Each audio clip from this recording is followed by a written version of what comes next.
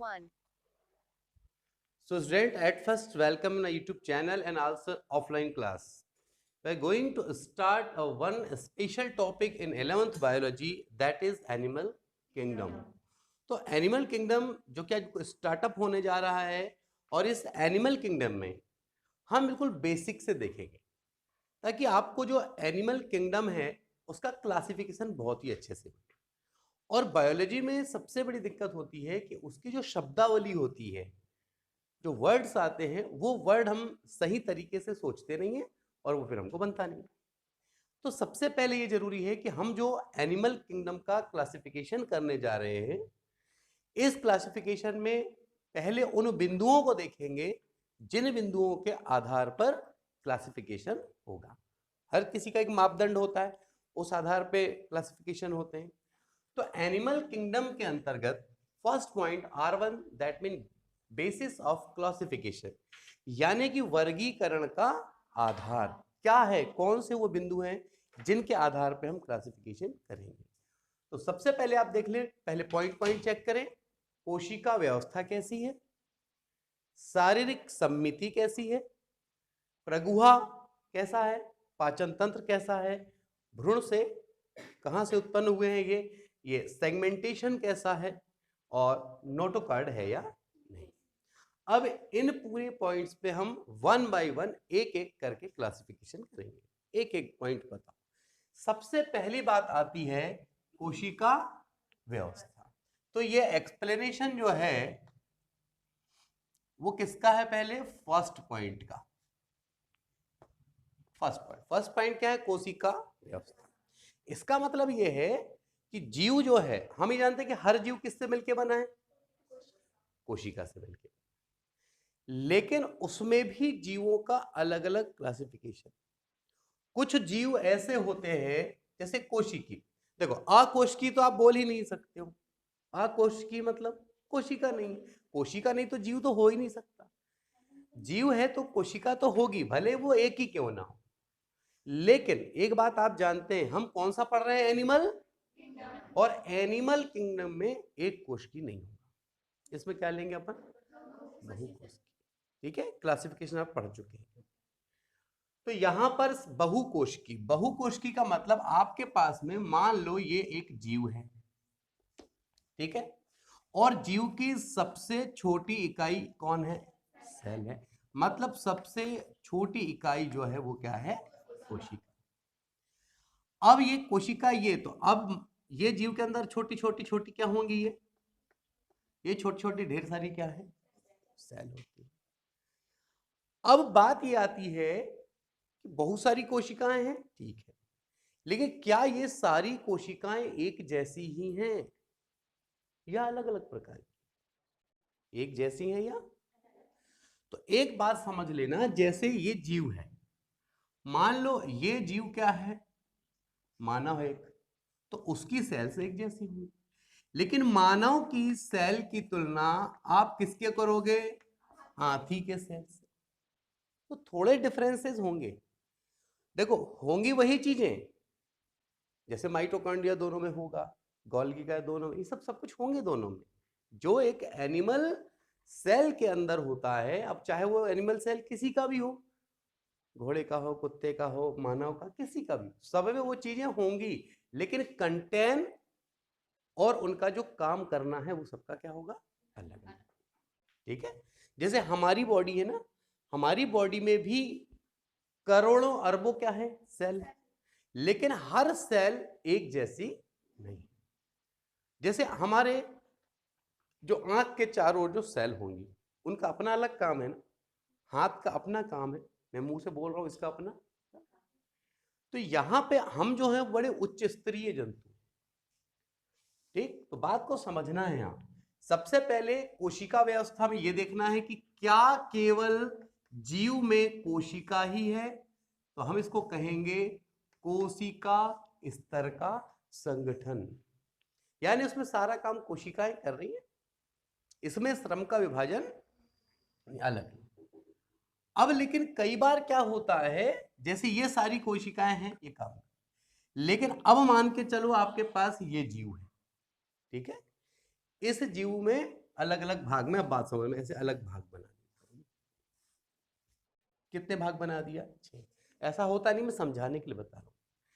अब यहां के सेल हैं, यहां अलग सेल है, यहां अलग। मेरी बात को समझने का प्रयास करें।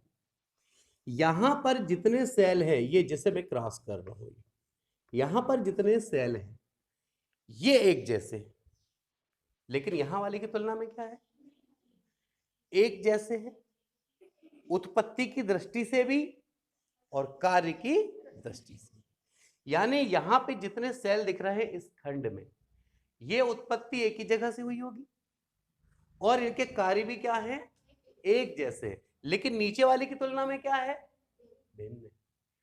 तब हम कहते हैं कि ये जो इतना भाग है वो क्या बन चुका है? ऊतक। यानी ऊतक क्या है? कलेक्शन ऑफ सेल्स, यानी कि कोशिका का समूह है। क्या है? कोशिका का समूह। लेकिन कैसी कोशिकाएं? जो दो बिंदु कौन कौन से?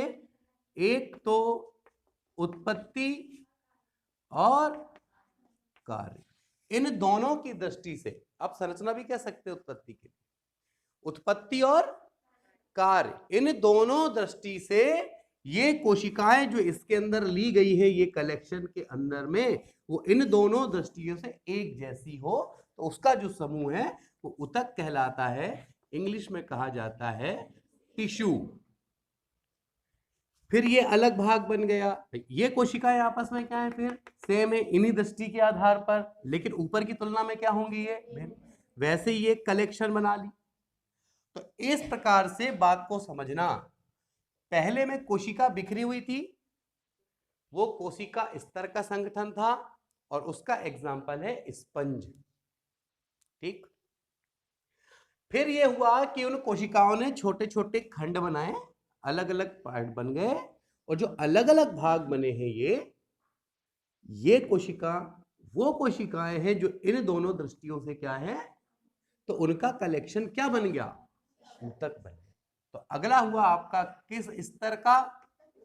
ये हुआ ऊतक स्तर का, और उसका एग्जाम्पल है सिलेंट्रेट। और आगे चल के सिलेंट्रेट वगैरह क्या है ये सब क्लियर होगा, अभी आप बस सुनते जाएं अच्छे से।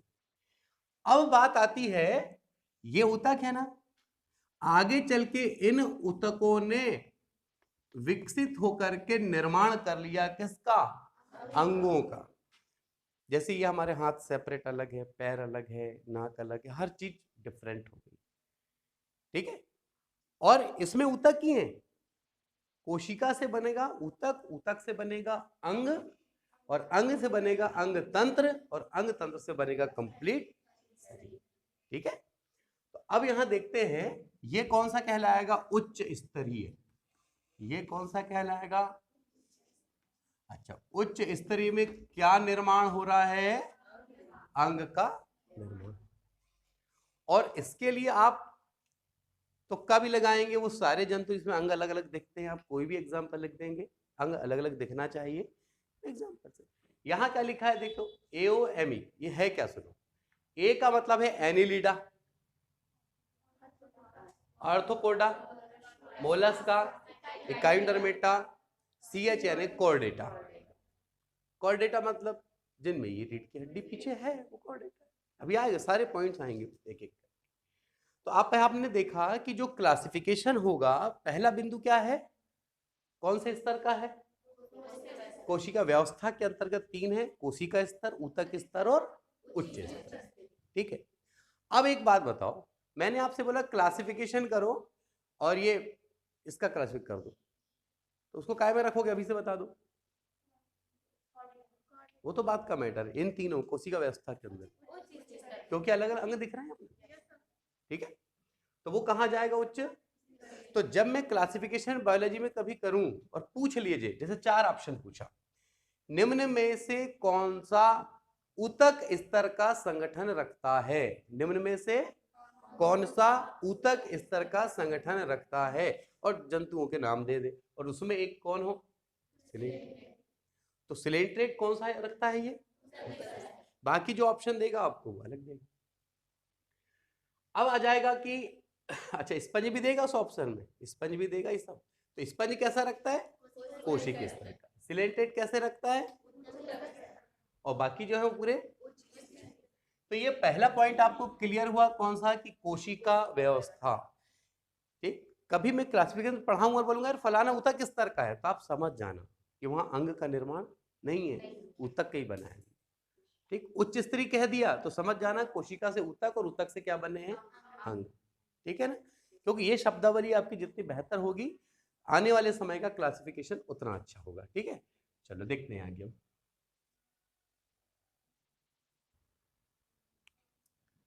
अब हम ये देखते हैं कि हमारा पॉइंट नंबर सेकंड क्या है। पॉइंट नंबर सेकंड है शारीरिक सममिति। अगर हमने कभी कह दिया कि यार ये जो एनिमल है वो द्विपार्श है, इसकी सममिति कैसी है? द्विपार्श। या बोल दिया अरीय है, ठीक है, तो या असम्मित है कह दिए, तो इन चीजों का मतलब क्या होता है पहले हमको ये देखना पड़ेगा। ठीक है, बहुत इजी है, कुछ नहीं है, बस सही सोचने का तरीका हो आपके पास।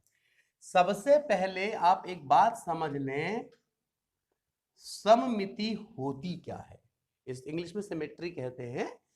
तो ये सममिति क्या है?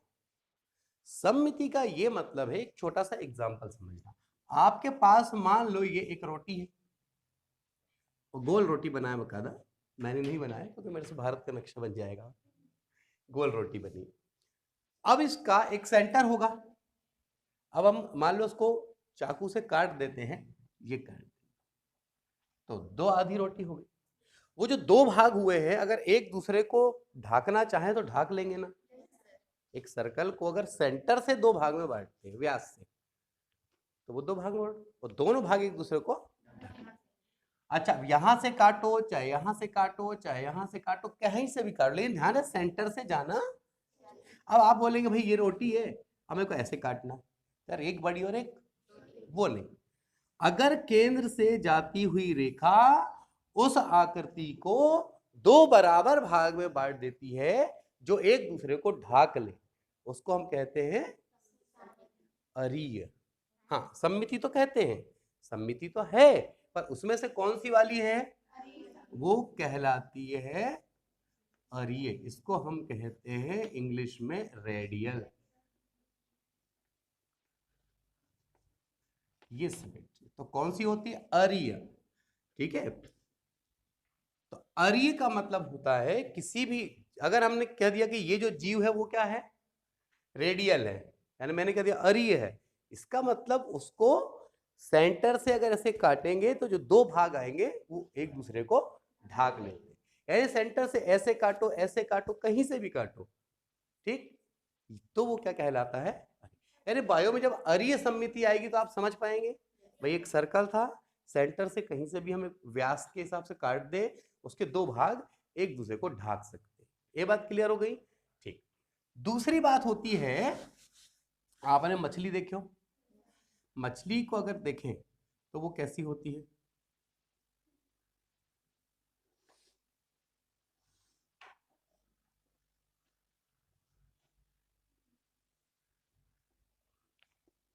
मछली को काटने का प्रयास करते हैं, एक तो कैसा आड़ा ऐसा काट दिए तो मुंडी उधर पूछ इधर, वैसा नहीं। अच्छा, मछली को फील करो सामने, वो हिलाते रहती है अपने मुंह, और एक आंख इस साइड होती है और एक आंख, हर चीज, तो जितनी चीजें इस साइड में है उसके उतनी ही चीज इस साइड, अगर मछली किसी ने देखा हो तो नेट में देखना। ठीक, अब अगर यहां से बीचों बीच से उसको ऐसा काटा जाए तो आधी ऊपर वैसे और आधी नीचे वैसे। ठीक है, लेकिन जैसे कि सर्कल में आपने केंद्र लिए और कहीं से भी काट दिए थे, लेकिन यहां थोड़ा सा तिरछा भी कर दिया ना आपने, आप सोचो कि मैं ऐसा ऐसा तिरछा काट दूं तो क्या एक जैसा पार्ट आएगा? ऐसा खड़ा काट दूं आएगा? तो केवल कितनी अक्ष हुई? ओनली अक्ष की संख्या कितनी हुई? तो जब किसी आकृति में मात्र एक रेखा ऐसी हो जिसकी दिशा में काटने पर दो भाग एक जैसे मिले, तो हम उसको कहते हैं समद्विपार्श्व। सम यानी एक जैसा, द्वि यानी दो भागों में, और पार्श्व यानी वो बाजू से कटा है। ठीक है, द्विपार्श्व बोल दिए मतलब एक ही रेखा है मात्र, जिस दिशा से काटने पर उसके कितने भाग मिलेंगे? 2 भाग मिलेंगे। तो ये पॉइंट भी देखो, सममिति में अरीय शब्द आएगा तो वो मेरी बात क्लियर हो गई थी आपको। ठीक, अब एक क्या आ गया यहाँ पे?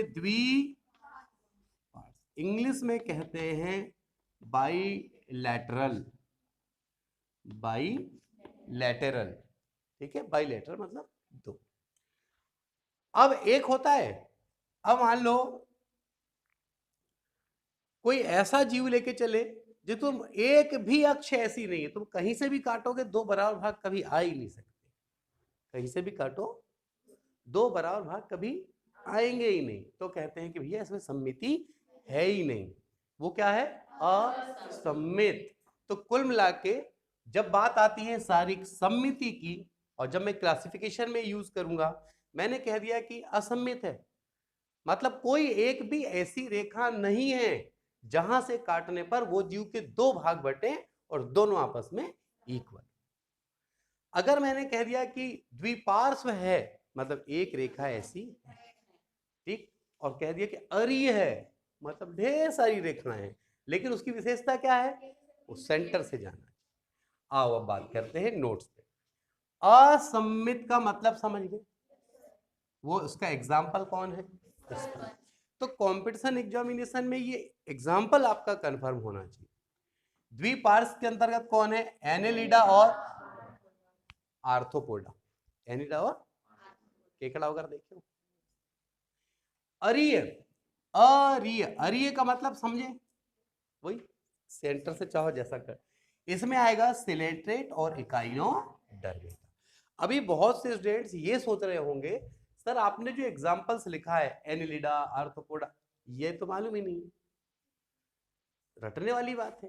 लेकिन ध्यान रखना, मैं हमेशा कहता हूं कि छोटा सा ट्रेलर देख के पूरी मूवी का अंदाजा मत लगाओ, बस आप धैर्य से उस चीज को आगे देखते जाओ। इशारा तुम देखना है कि ये मेरे 15-20 लेक्चर जब इस पे हो जाएंगे, एक एक जो शब्द है ना इसका, आर्थ्रोपोडा क्या था, ये क्या था, क्यों था, सब क्लियर होगा। ठीक है ना? तो बस धैर्य बनाए रखो, पहले इन चीजों को समझो, क्योंकि पूरे क्लासिफिकेशन में बार बार ये चीजें आएंगी जिसके बेस पे मैं काम करूंगा। तो शारीरिक समिति के 3 शब्द क्लियर हो गए। तो क्लासिफिकेशन का एक आधार था कोशिका व्यवस्था, दूसरा आधार है शारीरिक समिति, और इन शब्दों का मतलब क्लियर हो रहा है। ये एग्जांपल्स दिमाग में जो 11th लेवल के स्टूडेंट्स होंगे भी नए, उनके दिमाग में ये एग्जांपल्स नहीं आ रहे होंगे, मैं समझता हूँ। तो ज्यादा टेंशन भी नहीं लेना है, धीरे धीरे सब कुछ आएगा, बस लगातार क्लास अटेंड करना है, ये ध्यान। अब आ जाते हैं हम अपना नेक्स्ट पॉइंट, किसमें? प्रगुहा में।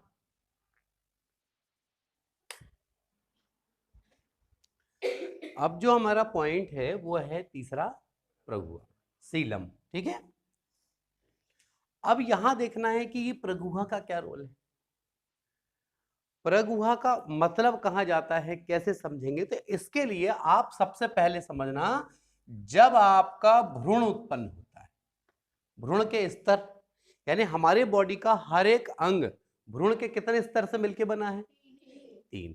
कोई अंग 3 स्तर का है, कोई 1 का, कोई 2 का। ठीक है, तो समझ लें कि वो 3 स्तर क्या होता है।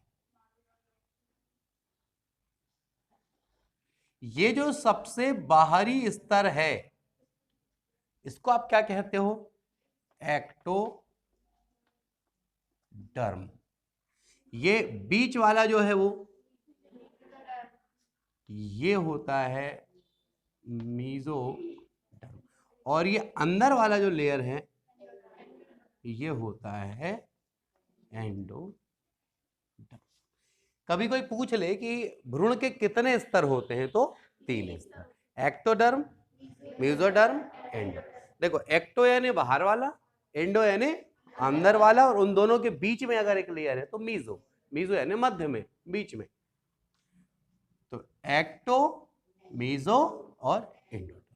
ठीक है, अब जब हमारे बॉडी में निर्माण हो रहा हो तो उस समय देखना है कि जिनमें गुहा है ही नहीं, मान लो गुहा, उनको हम कहेंगे अगुहीय। क्या बोलेंगे?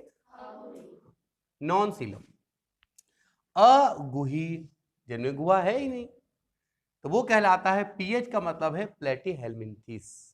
पीएच का मतलब प्लेटीहेल्मिन्थीस, ठीक है, प्लेटीहेल्मिन्थीस, जिसमें गुहा होती नहीं। अब बात आती है कि उसके आगे की कहानी।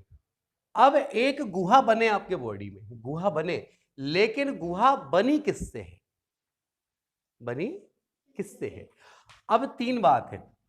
कुछ जंतु में मीजोडर्म नहीं है, केवल क्या है? एक्टोडर्म और एंडोडर्म, ठीक है।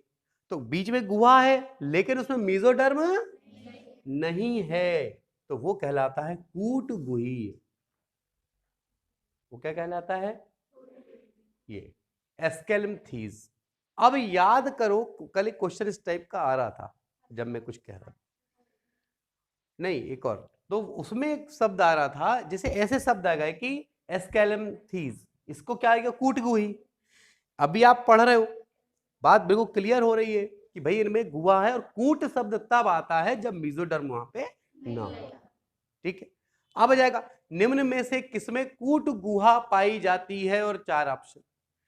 अब स्टूडेंट्स को यही नहीं पता होता है कि कूट गुहा का मतलब क्या है, पहली बात तो ये है, तो वो आंसर कहां से लगाएगा? तो कूट गुहा का मतलब है इसमें गुहा है, लेकिन उसके लिए मीजोडर्म नहीं है, इंडोडर्म और एक्टोडर्म, उसको कहते हैं कूटगुही। मैंने कहा बायो कठिन नहीं है, उसकी शब्दावली कठिन है, और शब्दावली को पहले तोड़ तोड़ के हम समझ लेते हैं। तो कूटगुही मतलब समझ गए, यानी कि मीजोडर्म को कूट कूट के अलग कर दिए, तो बचा इंडोडर्म और, लेकिन फिर बाद में एक आता है गुही, यानी कि अब इसमें गुहा काय की बनी है? चारों साइड से कवर्ड किससे है? ये मीजोडर्म से, ठीक है। तो ये पॉइंट नंबर 3 हुआ। कई बार आएगा कि ये भाई अगुही है, ये कूटगुही है, ये गुही है, ठीक है। तो यहां पे समझना पड़ेगा अपने को, जो सिलेंट्रेटा वगैरह पर नाम देते हैं ना, किस आधार पे देते हैं? इसी आधार पे तो देंगे हम लोग। ये क्या है? ये सिलेंट्रेटा वही तो है, सिलेंट्रेटा ऐसे ऐसे थोड़ी ना स्पेलिंग चालू होगी उसकी, यही है इसका होना और नहीं होना, उस आधार पे ही हम सिलेंट्रेटा को पढ़ेंगे आगे, हम सब धीरे धीरे क्लियर हो जाएंगे। पर यहां पर ये बात क्लियर हुई आपको कि प्रगुहा के आधार पे कितने भाग बांट दिए गए? 3, अगुही, कूटगुही। अगुही मतलब इसमें गुहा नहीं है, कूटगुही मतलब गुहा है लेकिन उसके लिए मीजोरम का रोल नहीं है इसमें, और गुही है मतलब मीजोरम का आवरण है। ये पॉइंट नंबर हुआ 3। फिर हम देखते हैं पॉइंट नंबर नेक्स्ट। अब हम देखते हैं नेक्स्ट पॉइंट, और वो नेक्स्ट पॉइंट ये है पाचन तंत्र, ठीक। अब कई बार आता है कि मैं कुछ जंतु में कहूंगा कि भाई इसमें अंधकोश योजना है, ठीक, ब्लाइंड स्कीम है, या कहूंगा कि नलिका अंदर नलिका योजना है, ट्यूबुलर स्कीम है। इसके क्या मतलब होंगे? बहुत इजी है, कुछ भी लिखो, अंधकोश योजना, इसका मतलब कोई जीव है जिस स्थान से, जिस एक भाग है जहां से वो अपना पोषण प्राप्त कर रहा है, भोजन ले रहा है जिस स्थान, और बाद में जब अपशिष्ट पदार्थ निकालना है तो उसको निकालेगा भी वहीं से, मतलब पोषण लेने के लिए और उत्सर्जन करने के लिए एक ही जगह हो, तो उसको हम क्या कहेंगे? यानी आहार नाल का विकसित होना और नहीं होना। आहार नाल समझते हो क्या? हमारी इस पूरी बॉडी के अंदर में अगर हम मुख गुहा से चलते हैं, कहां से? मुख गुहा, माउथ, यहां से जो चले तो पूरी एक लंबी क्या है अपने पास में? नली है, ये आपको पता है। ये पूरी नली का एंड कहां है? एनस पे, गुदा द्वार पे। तो हमारे लिए भोजन लेने के लिए माउथ है और निकालने के लिए एनस है, गुदा द्वार है, तो वो पूरी एक नली है।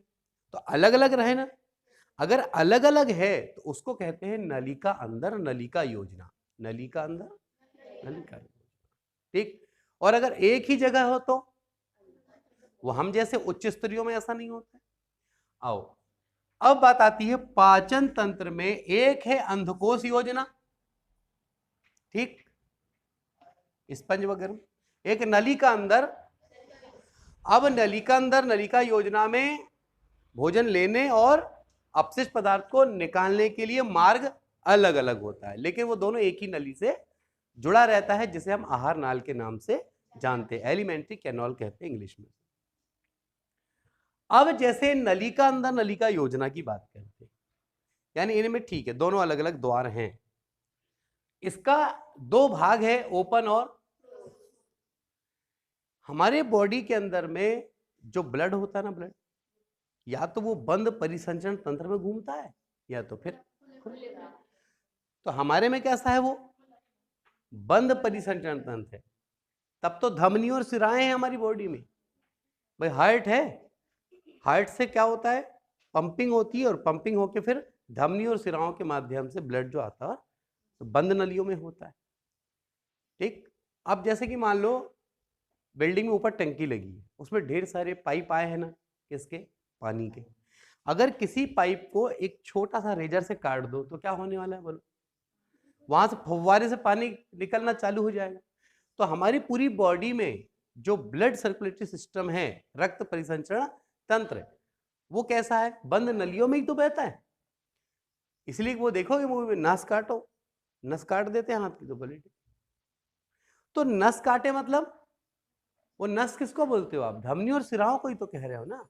उसको काटे तो इतना प्रेशर से जो हमारी बॉडी में है, उस प्रेशर से ब्लड निकलना चालू हो जाएगा। 2 घंटा अगर ऐसे रह गया कोई, इतना ब्लड बाहर से बाहर हो जाएगा कि, क्योंकि ऑक्सीजन केवल गैस अकेली थोड़ी जाती है बॉडी के अंदर। जब ऑक्सीजन जाता है तो हमारे ब्लड का जो HB होता है, हीमोग्लोबिन, वो काम करता है ना। जब ब्लड ही नहीं होगा, सर्कुलेटरी बंद हो जाएगा, तो फिर काय का काम करेगा, और वो जमना चालू कर देगा, फिर ब्लड थक्का बन जाएगा रक्त का। तो समझे, तो एक बात है ओपन और, तो बंद नलियों में यदि प्रवाहित हो रहा है तो वो कौन सा है, क्लोज, और खुले में है तो, यानी कहने का मतलब कि मांस ऐसा लो थोड़ा, ये भाई एक जीव है, यहाँ टिश्यूज पड़े, यहाँ कहीं भी कैसे भी क्या है, लिक्विड बह रहा, यहाँ कोई नलिका नहीं है, तो वो हो जाएगा कौन सा, ओपन, खुला परिसंचरण, और ये है बंद परिसंचरण। अब ये पॉइंट नंबर, ये पाचन का भी रोल क्लियर हुआ। फिर बात आती है भ्रूण के आधार पे, एक होता है डिप्लोब्लास्टिक, और एक होता है ट्रिप्लो। कोई बड़ी चीज नहीं है, डिप्लो का मतलब 2 है और ट्रिप्लो का मतलब 3 है। तो जब हमारा जिस भी जीव का जन्म हुआ है, अगर वो भ्रूण के केवल 2 ही स्तर का यूज हुआ है, अगर उसमें एक्टो और इंडो 2 का यूज हुआ, तो वो डिप्लोब्लास्टिक है। लेकिन मीजो का भी यूज हुआ तो कितने लेयर हो गए, उसको क्या बोलोगे, शब्द को सीखो बस आप पहले।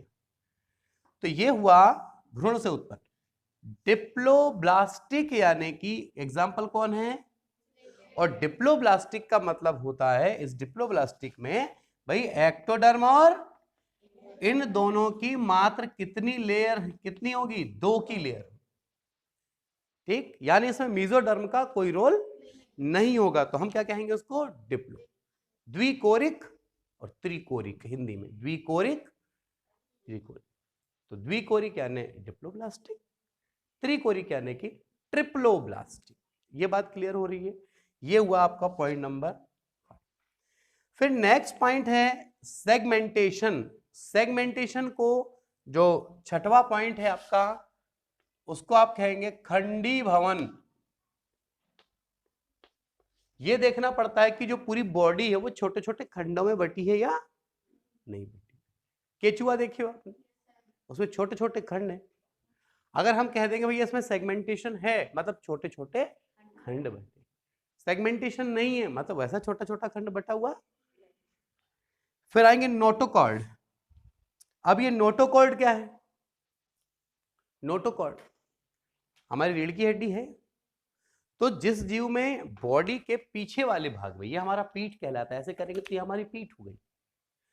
तो जो प्रतिपृष्ठ सतह होती है पीठ वाली भाग, उस पृष्ठ में क्या होता है, किसका निर्माण होने वाला है, मीजो का मतलब वो मीजोडर्म से होता है।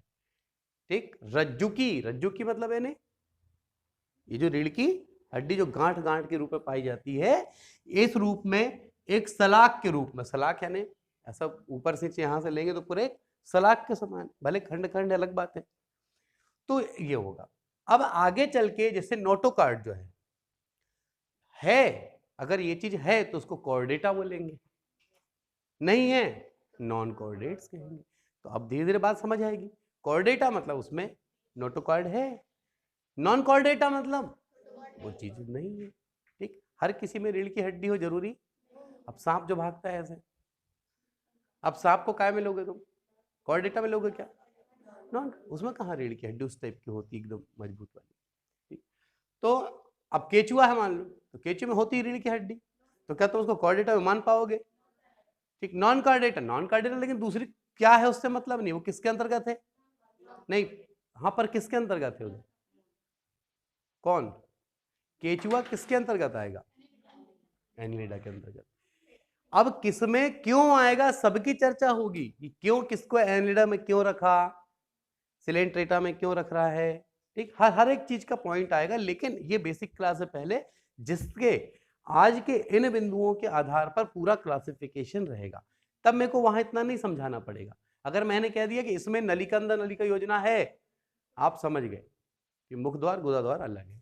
अंधकोश योजना है तो बोले एक ही होगा। ठीक, तो ये पॉइंट है जिन बिंदुओं के आधार पे हमको पूरा क्लासिफिकेशन करना है। ठीक, और कल चलेगा इस एनिमल किंगडम में कितने अलग अलग डिवीजन किए गए हैं, और उन डिवीजन में से पहला डिवीजन चलेगा, और वो ऐतिहासिक रूप में भी देखेंगे हम कि पहले क्या था, उसमें क्या चेंजेस आए, कौन सी कमी हुई या क्या विकास हो गया, तो उसको अलग चीज में रख देंगे। फिर अगले बार थोड़ा विकास हो जाएगा तो थोड़ा, तो हम जितने भी यहाँ पे संघ पढ़ेंगे ना, इसके एनिमल किंगडम के अंदर में जितने भी संघ पढ़ेंगे, हर संघ का क्रम कहीं का कुछ भी नहीं पढ़ेंगे, उसको विकास के क्रम में पढ़ेंगे। पहले उस संघ को पढ़ेंगे जो कम विकसित था, उनमें कई कमियां थी, फिर उस जीव ने थोड़ा सा विकास कर चुका होगा, उसका थोड़ा प्लस हुआ होगा, कहीं ना कहीं कुछ चीजें बदली होंगी, अलग अगला संघ आ जाएगा, उस संघ में फिर कुछ चेंजेस आए होंगे, ऐसा क्रम आते आते लास्ट में आएंगे हम जो उच्च स्तरीय, जैसे हम लोग हैं कौन से वाले, कोऑर्डिनेटा। ठीक, और उसमें भी फिर वर्टिब्रेट इनवर्टिब्रेट हम करते रहेंगे क्लासिफिकेशन। लेकिन अभी आज का जो लेक्चर है उसमें आप ये बात समझ लें कि ये जो पॉइंट है, इन पॉइंट के अलावा आपको दूसरा पॉइंट नहीं मिलेगा, इन्हीं में ही आपको करना है क्लासिफिकेशन। किसमें? एनिमल किंगडम में। यहाँ पे प्लांट वाले पे नहीं लगा देना सारे नियम, नहीं तो प्लांट में जाके ढूंढ रहे हो कि प्लांट का गुहा कहाँ है, तो प्लांट में गुहा हुआ वैसी नहीं होती है ना, इस बात का ध्यान रखना है।